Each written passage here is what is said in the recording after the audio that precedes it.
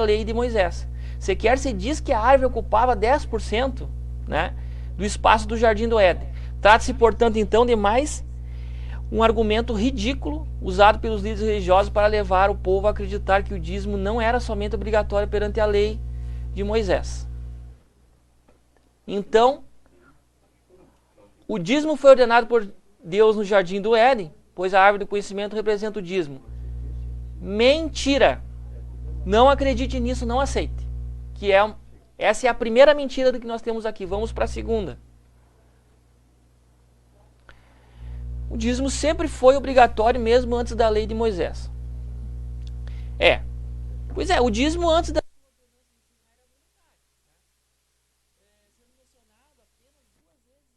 se tornar obrigatório. Abraão deu uma única vez o dízimo do despojo de guerra quando resgatou seu sobrinho Ló na guerra dos reis. E Jacó fez um voto a Deus por livre e espontânea vontade, quando estava em uma viagem para ir lá, aquela situação lá que ele foi morar com o tio Labão, porque tinha brigado com o irmão, né? Tinha pegado a primogenitura de Esaú. E daí ele, se chegasse bem, depois pudesse voltar, quando voltasse, ele ia, ou seja, ofertar esses 10%. Fez esse propósito com Deus, né? Isso está escrito lá em Gênesis 14, 17 e 20, e Gênesis 28, 20 e 22. Então, o dízimo sempre foi obrigatório mesmo antes da lei de Moisés? Mentira! Também não devemos acreditar nisso porque não tem nenhum contexto. Não tem como tu pegar e acreditar em algo assim. Sendo que a Escritura ela diz outras coisas. Ou seja, diz algo totalmente diferente. Então vamos para o terceiro. O dízimo dos alimentos do Velho Testamento foi substituído por dízimo do dinheiro nos dias atuais. Não é verdade isso aí.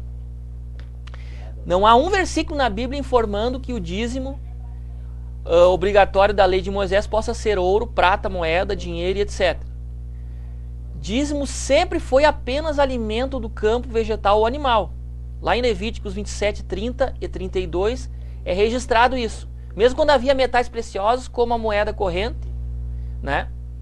Abraão, em seu tempo, comprou uma sepultura. E lá naquele tempo, né? Ele comprou uma sepultura para a esposa dele que tinha falecido por 400 ciclos de prata, que era a moeda corrente, né? Está escrito em Gênesis 23, 16. Para quem quiser achar isso, só procurar depois. Embora já existisse dinheiro, como a gente acabou de mostrar os ciclos de prata, né?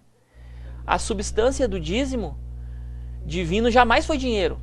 Ela era o dízimo do alimento. Isso é muito importante.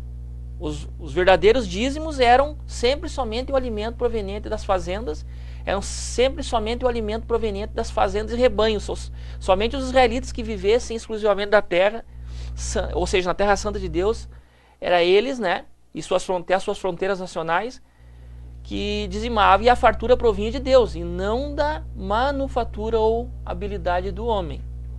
Então, o dízimo dos alimentos do Velho Testamento foi substituído por dízimo do dinheiro nos dias atuais. Mentira! Não é verdade. Porque naquele tempo já tinha dinheiro e nem era, né, dinheiro. Naquele tempo nem era dinheiro e também já tinha dinheiro. Então essa é a terceira, que os dízimos dos alimentos do Velho Testamento foi substituído por dízimo de dinheiro nos dias atuais, é mentira, não aceite. Também não aceite porque não tem nenhum cabimento. Vamos então para a quarta mentira. O dízimo foi dado por Deus aos levitas da velha aliança. E hoje os pastores da nova aliança substituíram os levitas. Portanto, devem receber dízimos.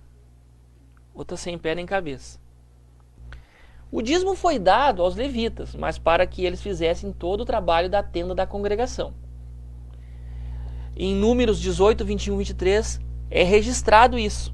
E por quê, telespectador? Por que foi dado aos levitas? Porque naquele tempo Israel, quando foi dada por Deus a terra de Canaã, foi dividido a terra de Canaã em 11 partes em vez de 12, porque são 12 tribos, né? E por quê? Porque uma tribo, o próprio Deus decidiu que não ia dar herança à terra. Por quê? Porque eles não teriam direito à herança, porque a herança seria o próprio Deus. Ou seja, eles iriam trabalhar diretamente para Deus como sacerdotes e seriam sustentados com os dízimos daquele povo, de cada tribo, que deveriam tirar 10% daquilo que ganhavam para passar para eles, já que eles não teriam direito à terra. E eles trabalhariam diretamente no templo, prestando serviço para órfãos, viúvas, né, doentes, e também um serviço espiritual ao povo, ou seja, colocando os anseios do povo diante de Deus. Então o trabalho deles era esse. Então é importante ressaltar isso. E também um homem chamado José, sobrenome Barnabé, dava ofertas ao invés de receber dízimo. Isso no tempo dos apóstolos já, né? Os membros da igreja cristã. Ou seja, ele era um dos membros. José, quem os apóstolos chamavam de sobrenome Barnabé, que quer dizer filho da consolação, ele era levita. Olha, interessante, né? Um levita dizimando. Ele era natural de Chipre. Como tivesse um campo, vendendo, trouxe preço e depositou aos pés dos apóstolos. Isso está lá em Atos 4, 36 e 37. Portanto, fica evidente, né, que com a mudança do sacerdócio, mudou a lei. Né? Pois, mudando-se o sacerdócio, necessariamente há também a mudança da lei. Isso está atestado em Hebreus 7,12. Ou seja, lá no tempo dos apóstolos, um próprio levita ofertou aos pés dos apóstolos e aquele dinheiro foi usado em prol dos pobres, né? Para quem precisava, estava precisando. Ele mesmo ofertou aos pés dos apóstolos. Então, isso prova também que a lei mudou.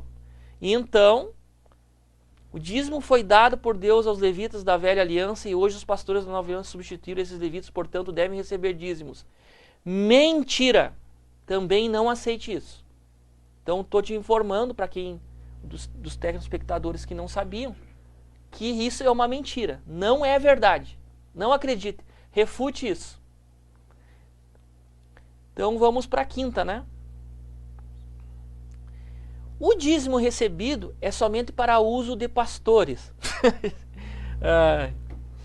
Bom, biblicamente o dízimo pertencia aos levitas, como eu já anteriormente havia dito. Em Números, que é um livro do Antigo Testamento, capítulo 18, versículo 21 e 23, registra assim: mas também para se fazer um festival, né, ao Senhor. Ou seja, o dízimo lá em Números 18, 21 e 23, ele é mencionado. E essa festa de festival ao Senhor dos israelitas, né?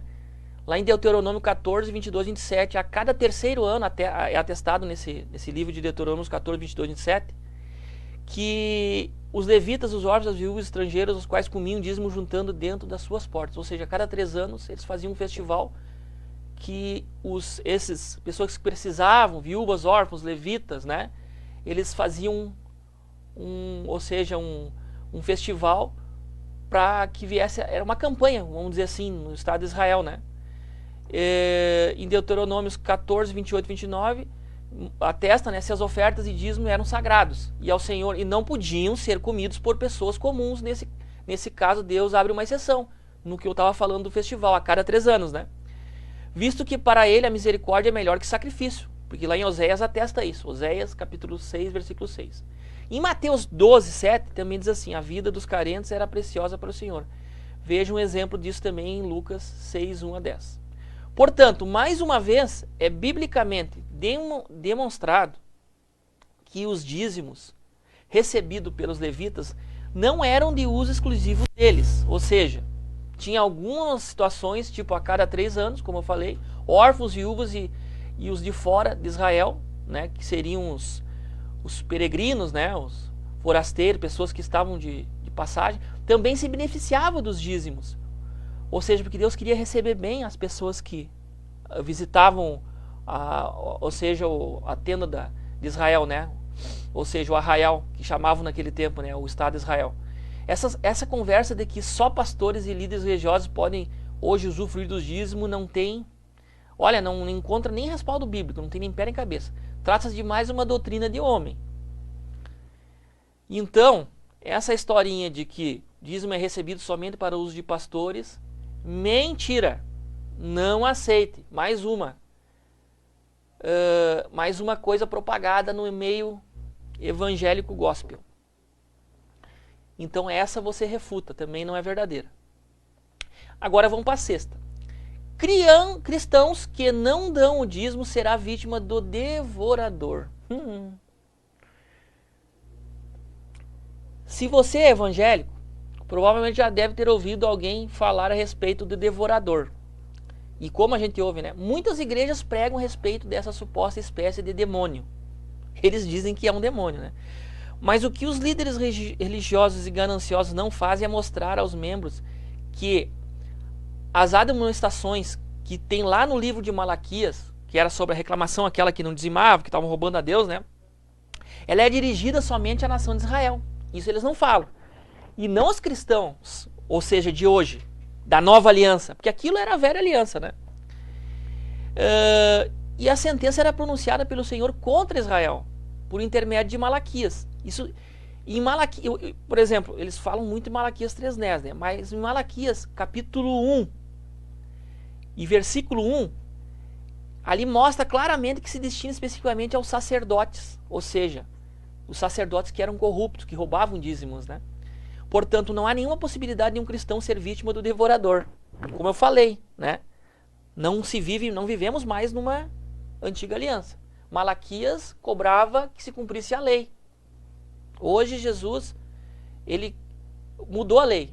A lei ela é cumprida de outra maneira, né?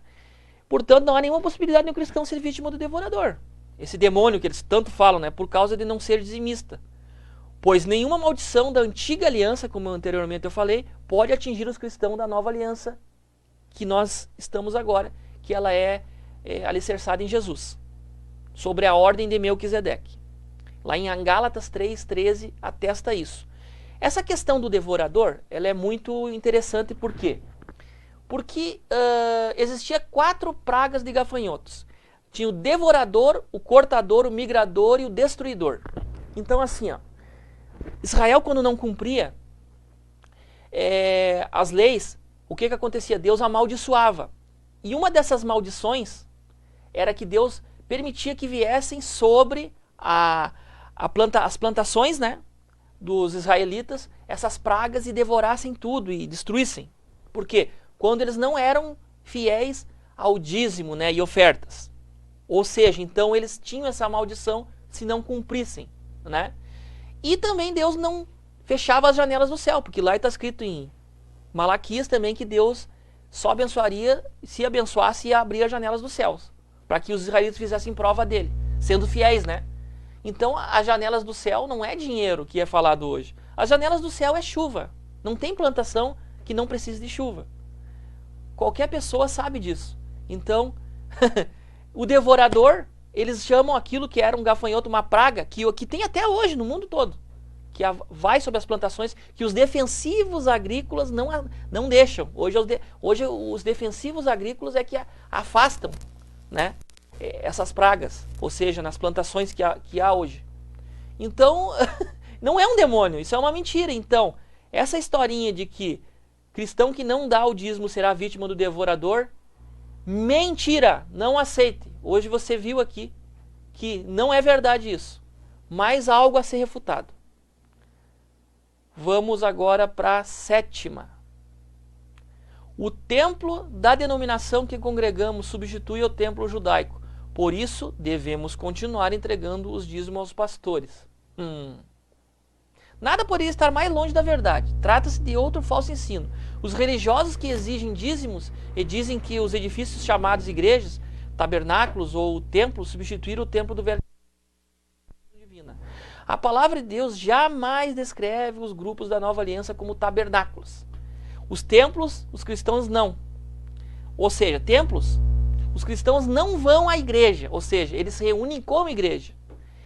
Também visto que os sacerdotes do Velho Testamento pagavam o dízimo, então logicamente o dízimo não pode continuar. Nesse caso é um erro chamar um templo de casa do Senhor, como eu tinha falado num programa anterior. O que é templo, né? Que somos nós, na verdade. Após o sacrifício de Jesus, o véu do santuário rasgou-se. E o véu do santuário rasgou-se em 2 partes, de alto a baixo. Isso está em Marcos 15:38.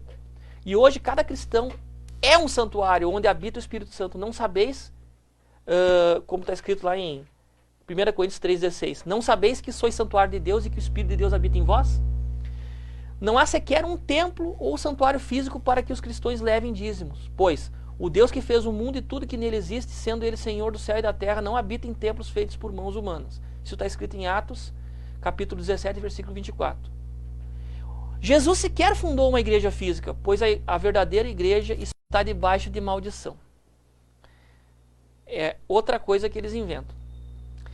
Tanto a bênção como a maldição de Malaquias 3, de 9 a 11, perduraram somente até o término da antiga aliança. Ou seja, até o Calvário. Malaquias havia reafirmado a antiga aliança que anteriormente lá em Neemias tinha sido lembrada, né? Em Neemias 10, 28 e 29. E diz lá, em Neemias 10, 28 e 29, maldito aquele que não confirmar as palavras da lei, não as cumprindo. E todo o povo dirá, amém. Deuteronômio 27 e 26, citado também em Gálatas 3, 10. E Jesus deu um fim a essa maldição, conforme Gálatas 3, 13. Está escrito, Cristo nos resgatou da maldição da lei, fazendo-se maldição por nós, porque está escrito, maldito todo aquele que for pendurado no madeiro. Portanto, nenhuma maldição proveniente da não observância da lei de Moisés atinge os cristãos de hoje.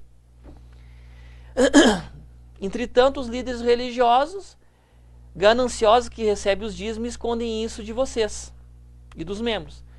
Mas não é porque o cristão não seja mais obrigado a dizimar que eles estão isentos de ajudar aqueles que precisam, propagando o evangelho em favor dos necessitados, pois cada um contribua o que tiver proposto no seu coração, não com tristeza ou por necessidade ou constrangimento, porque Deus ama a quem dá com alegria. Isso está em 2 Coríntios 9, 7. Então essa história de que quem não dá o dízimo rouba a Deus e não será salvo, pois está debaixo de maldição, mentira, também não aceite. Essa história de que estamos debaixo de maldição por não dar o dízimo é mais uma mentira criada. Então a 8ª mentira, refute, questione, não aceite, estude sobre isso. Você vai entender bem e claramente. Vamos para a 9ª mentira, onde está aqui. Jesus mandou os cristãos darem dízimo no Novo Testamento. Eles dizem que o Senhor mandou. Vamos ver aqui.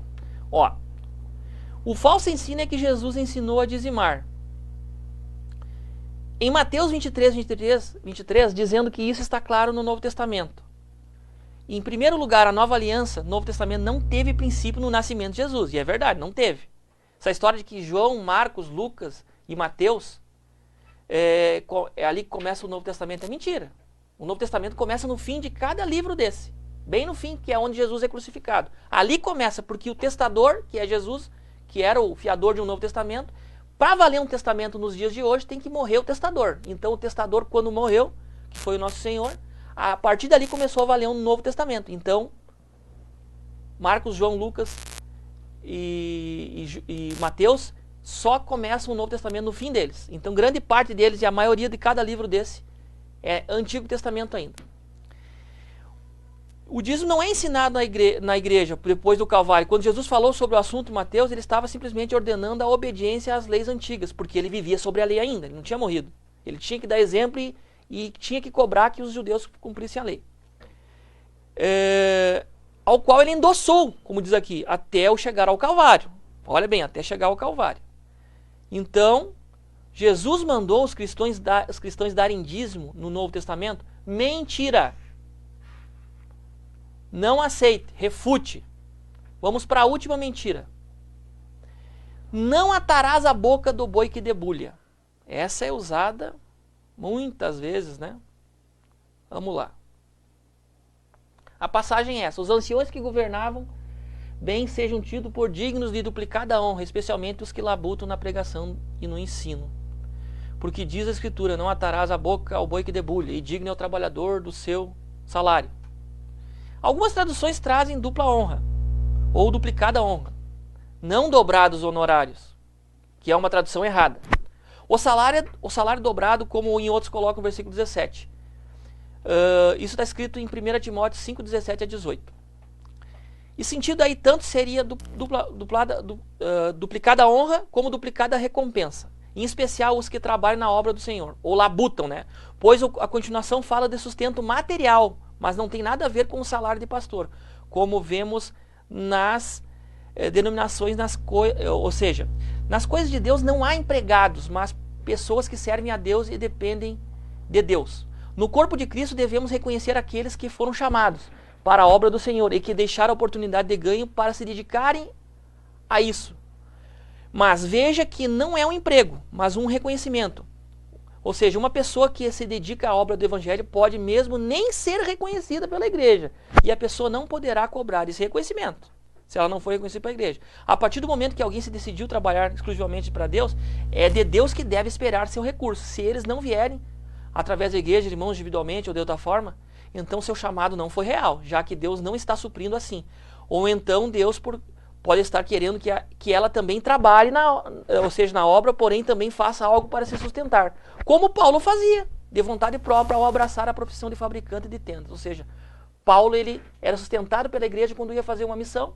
Eles davam todo o suprimento para ele ir pregar lá no lugar que ele foi, voltar. E quando ele voltava a trabalhar como um fabricante de tenda. Então, essa historinha de que não atarás a boca do boi que debulha, é a questão de que tem que receber salário, não é verdade. Lá diz duplicada a honra e duplicada a recompensa, não dobrados honorários nem salário dobrado. Então isso é mentira, não aceite, refute.